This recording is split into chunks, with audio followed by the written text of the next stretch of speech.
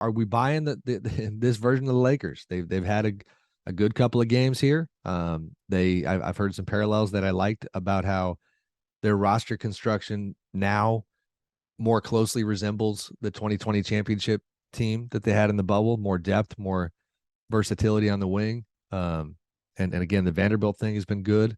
Beasley as well.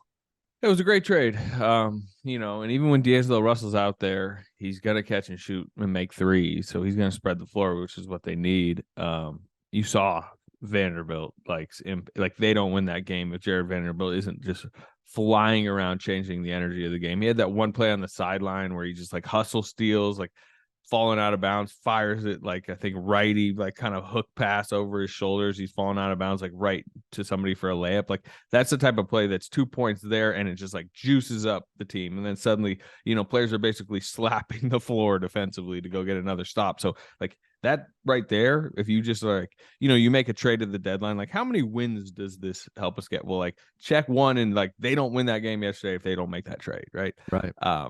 So and they need every win they can get.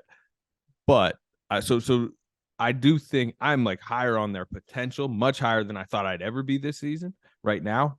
But at the same time, I think you saw the concern yesterday where, that them actually making a contending run, which they're trying to do, requires like at this point, like 3 months of like every night do or die basketball from LeBron James and Anthony Davis, who we know his injury history, and then LeBron, who has unbelievable his career has been from a durability standpoint. It's like he's clearly going through some health stuff. He's really limping out of the arena yesterday. I mean, everyone who was watching the game saw this whole situation with it seemed like his ankle. I just like, do they hold up physically? Because they need to be out there to win every night.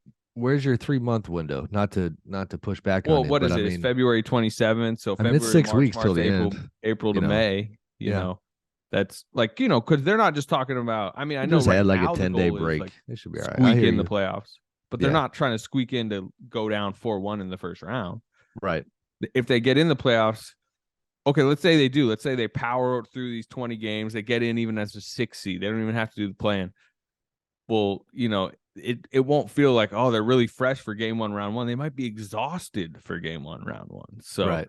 No, that's my concern is just like 3 to 3.5 months of like do or die basketball. It's like has already started.